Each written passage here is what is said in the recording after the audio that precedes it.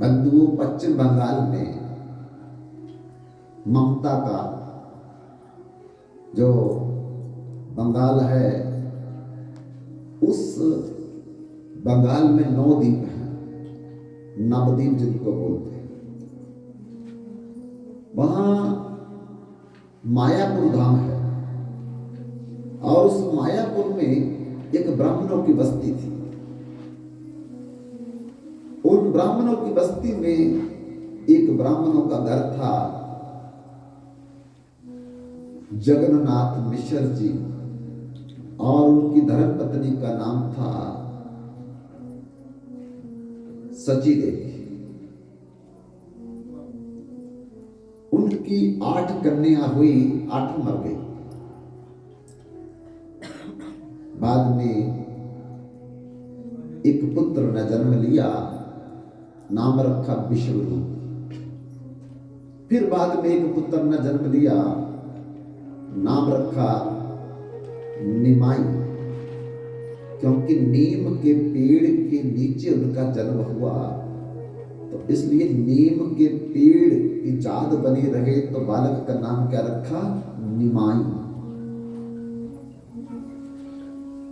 गोरे रंग के थे तो इसलिए उनका नाम गोरंग रखा। साक्षात वो राधा कृष्ण के सम्मिलित स्वरूप है, इसलिए उनका एक नाम श्री कृष्ण चैतन्य महाप्रभु भी रखा, जिन्होंने कल युग में कीर्तन नहीं, संकीर्तन नहीं, नगर कीर्तन की व्यवस्था की। पहले युगों में जप जाप था, जप था, सुमिरन था, कीर्तन था, संकीर्तन था, लेकिन नगर कीर्तन नहीं होता था। नगर कीर्तन की जो व्यवस्था, जिसको आप प्रभात फेरी कहते हैं, ये चैतन्य महाप्रभु ने दी थी। तो अभी बहुत छोटे थे, 3-3.5 साल के, उनके घर में एक ब्राह्मण आया शाम के समय, और उसने आवाज दी, भिक्षामि देहि, मुझे भिक्षा दो। तब सची देवी, जगन्नाथ मिश्र जी की पत्नी, बाहर निकली ये देखने के लिए कि कौन आया है मांगने के लिए। तो पहले तो लोग बहुत सम्मान करते थे, अतिथि देवो भव, कि कोई मांगने आया है तो उसको बड़ी श्रद्धा से देते थे। आज वो श्रद्धा नहीं रही है। देने वाले का ही दोष नहीं है, मांगने वाले का भी दोष है। मांगने की भी कोई पद्धति है, कानून है, ला है कि केवल 5 घरों में मांगे। अगर पहले घर में मिला, दूसरे घर में नहीं मांगना, दूसरे में मिला तो तीसरे में नहीं मांगना, तीसरे में मिला तो चौथे में नहीं, चौथे में नहीं मिला तो 5वें में। अगर 5 घर तक नहीं मांगने पर मिला तो फिर कभी नहीं मांगना, उस दिन नहीं मांगना। भगवान का आशीर्वाद समझ करके बस फिर अपनी कुटिया में चले जाओ, आश्रम में चले जाओ। अपने आप कोई दे जाएगा तो खा लो, नहीं तो व्रत करो।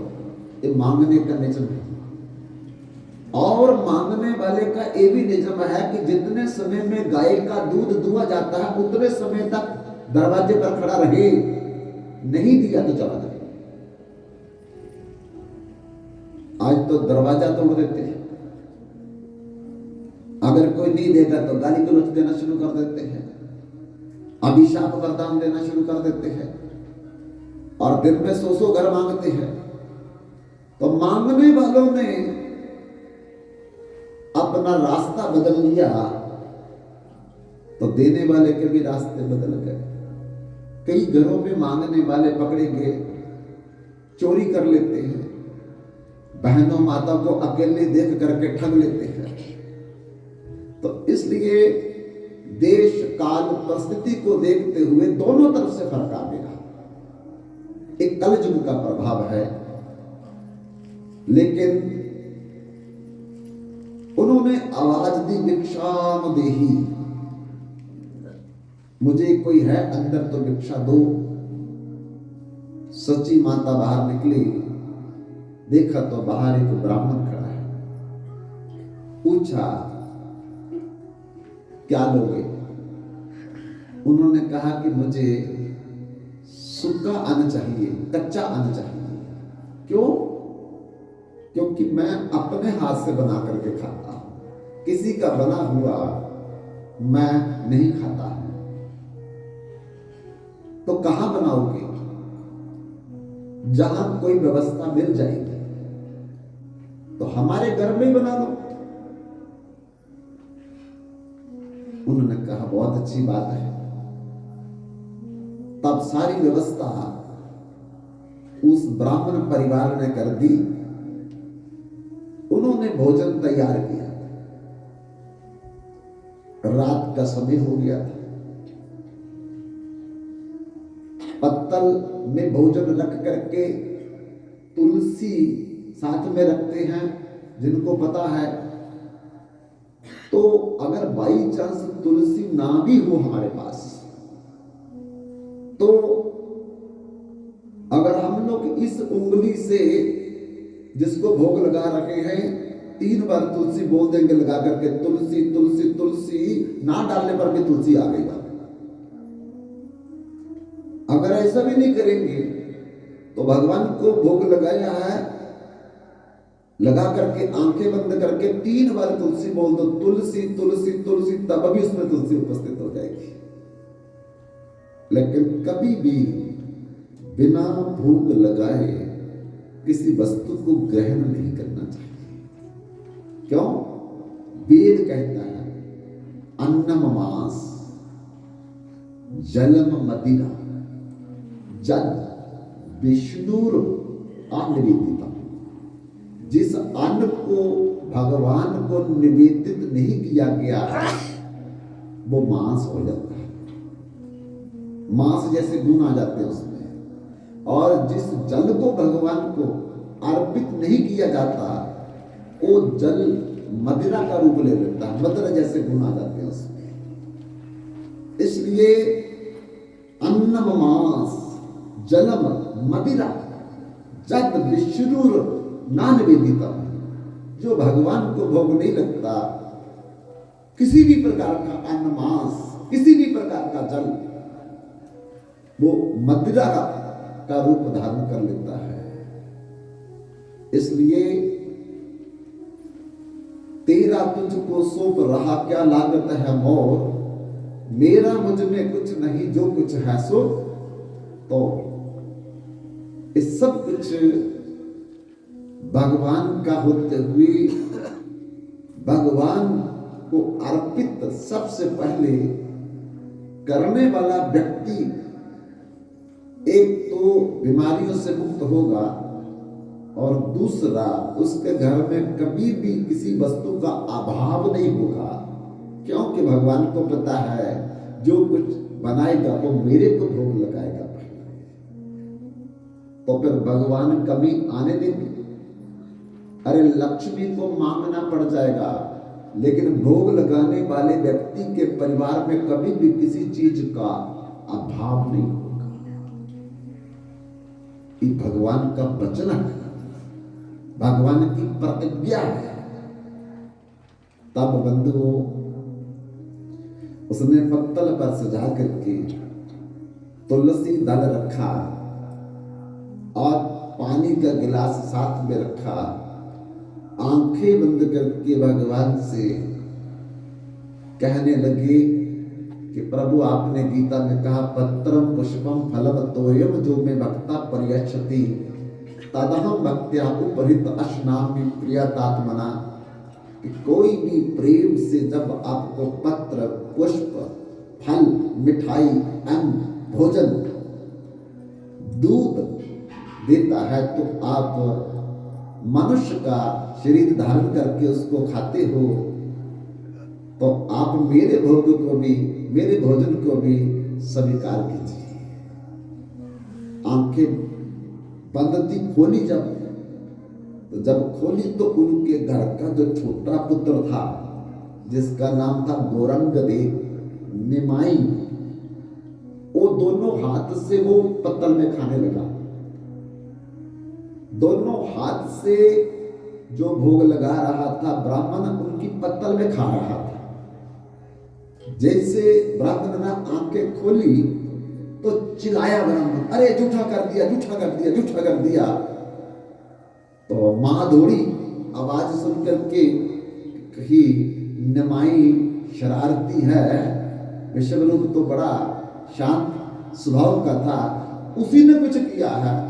ब्राह्मण शोर डाल रहा है, दौड़ करके मां गई और मां ने देखा तो सच में दोनों हाथों से वो बच्चा खा रहा था और ब्राह्मण शोर डाल रहा था, झूठा कर दिया, झूठा कर दिया, झूठा कर दिया। मां ने कहा ब्राह्मण से, क्षमा कीजिए, ये बच्चा बड़ा शरारती है और पता नहीं कैसे आ गया, तो आपका लगाया हुआ भोग सारा नष्ट कर दिया।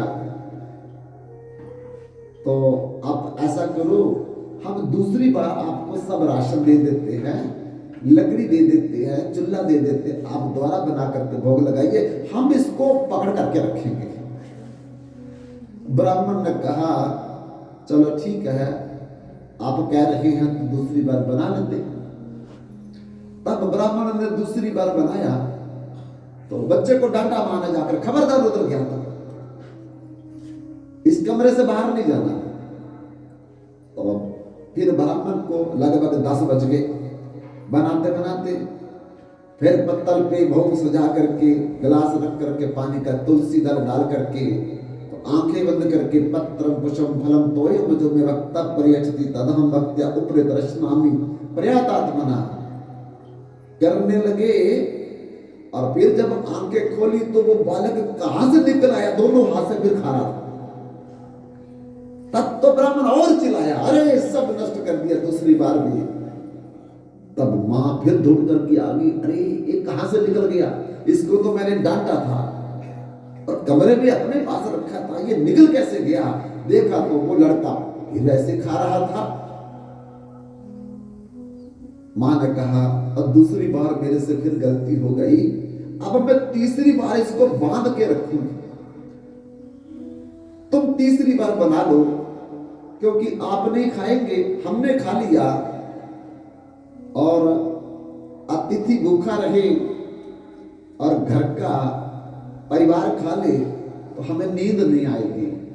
उन्होंने कहा कि देखो, लगता है कि मेरे भाग्य में आज भोजन नहीं लिखा है, तो कोई बात नहीं है, बालक का कोई दोष नहीं है, मेरे ही भाग्य में आज व्रत लिखा है, आज मैं व्रत करके सो जाऊंगा।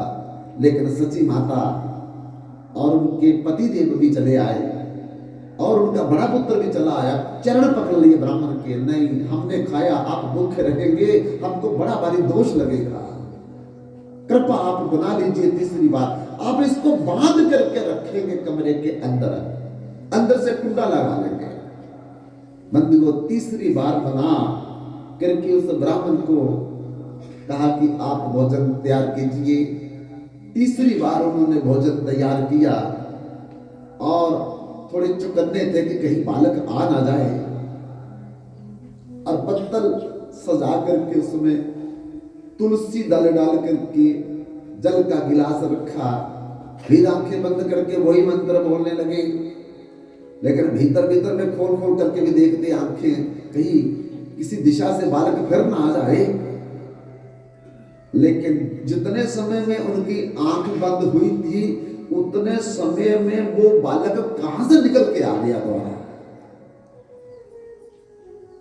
दरवाजा बंद, माता पिता को नींद पड़ गई और कैसे दरवाजे का कुंडा खोल लिया, कोई स्टूल रख करके, कोई मेज रख करके। लेकिन बड़ा भाई भी सोया है, पिता भी सोया है, माता भी सोई है। रात के कम से कम 12 और 1 बजे का समय है। जैसे उस ब्राह्मण ने आंख खोल करके देखा, वो बालक दोनों हाथों से फिर खा रहा था, और खाते देख करके फिर ब्राह्मण दोनों हाथ उठा करके चिल्लाने लगा। तो उस बालक ने गुस्से में आकर के बोला, क्यों चिल्लाते हो आप? उसने कहा, अरे तुम तीसरी बार भी मेरा भगवान को भोग लगाया हुआ बर्बाद कर दिया, खराब कर दिया, नष्ट कर दिया। बोले, एक बात मुझे बताओ, आप बार बार भोग लगा करके आंखें बंद करके क्या करते हैं? अरे मैं भगवान को निमंत्रण देता हूं, भगवान को बुलाता हूं कि मैं आपको भोग लगा रहा हूं, आकर के खा लीजिए। बोले, फिर कितने मूर्ख हो, जब मैं खाता हूं तो फिर तुम चिल्लाते हो। अरे पहली बार भी आपने बुलाया तो मैं खा रहा था, तब भी चिल्लाया। दूसरी बार भी आपने मुझे बुलाया तो मैं खा रहा था, तब भी चिल्लाए, और माता पिता से मुझे भला बुरा बुला दिया। अब तीसरी बार भी आपने मुझे बुलाया है, मैं कैसे कुंडा खोल करके बाहर निकल करके आया हूं आपका भोजन खाने के लिए, फिर क्यों चिल्लाते हो? उसने कहा, मैं आपको थोड़ी बुलाता हूं, मैं तो भगवान को बुलाता हूं। अरे उसी समय उस बालक ने अपने 8 भुजा वाला रूप उसको दिखा दिया। मैं सत्य युग में नारायण रूप, त्रेता युग में राम रूप, द्वापर में कृष्ण रूप, और कलयुग में गौरंग महारूप से प्रकट हुआ। देखो मेरे 8 हाथ, और जो जो भगवान सतयुग में सुदर्शन वो भी है मेरे हाथ में, त्रेता में धनुष्यबाण वो भी मेरे हाथ में है, द्वापर में मुरली वो भी मेरे हाथ में है, और कलयुग में मैं भिक्षा करके खाऊंगा कमंडल मेरे हाथ में। अरे तेरे प्रेम से बुलाने पर मैं आता हूं, और बार बार मैं जब खाता हूं तो तुम चिल्लाते हो। अब तुम्हारे लिए मैंने अपनी माता को, पिता को, भाई को जोग निद्रा में सुला करके आया हूं। बहुत जन्मों के तुम मेरे पुराने भक्त हो, आज मैंने तुम्हें दर्शन दिया है, क्योंकि आज तुम्हारी भक्ति कई जन्मों के बाद पूर्ण हुई, और मेरा आज तुम्हें दर्शन हुआ है। मैं बहुत सी लीलाएं अब पृथ्वी पर करने वाला हूं, और अगर तुम मेरी लीलाओं का दर्शन करना चाहते हो तो किसी गांव में किसी जगह छिप करके रहो। अब बहुत सी लीला मेरी जहां होगी, लेकिन किसी को बताना नहीं, किसी को बताओगे तो मेरी जुबान चल जाएगी। तब से वो बंधुओं, ब्राह्मण ने वो भी घटना भगवान के माता पिता को नहीं बोली, और छिप करके फिर वो उसी मायापुर में रह करके भगवान की अनेक लीलाएं जो भगवान ने की, उनके दर्शन करके आनंद को महसूस करते थे। जब प्रेम से भगवान को खिलाएंगे, विश्वास से, श्रद्धा से, भक्ति से, निष्ठा से, हो सकता कि भगवान नहीं खाएंगे। दरियो दन के मेवा त्यागे, दरियो दन के मेवा त्यागे, भूख लगी अब उठ कर भागे, भूख लगी तब उठ कर भागे, साग बिदुर घर खाए नट भर साग बिदुर घर खाए नटवर गोपाला, भज मन दीन दयाल नटवर गोपाला, भज मन दीन दयाल नटवर गोपाला।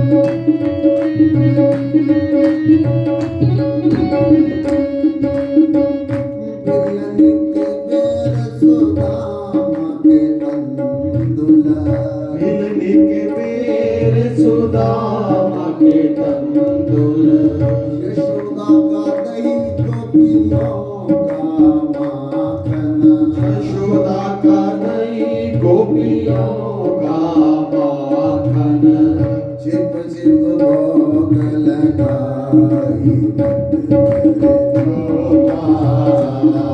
भज मन दीन दयाल नटवर गोपाला, भज मन दीन दयाल नटवर गोपाला।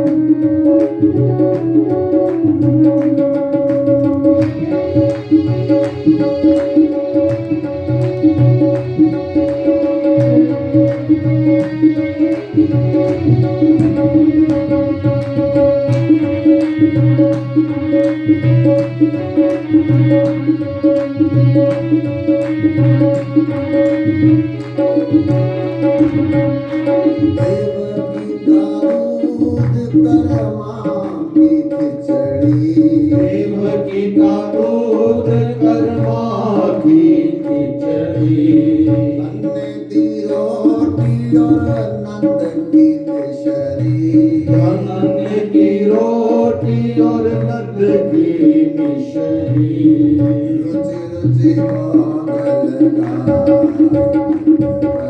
गोपाला, भज मन दीन दयाल नटवर गोपाला, भज मन दीन दयाल नटवर गोपाला।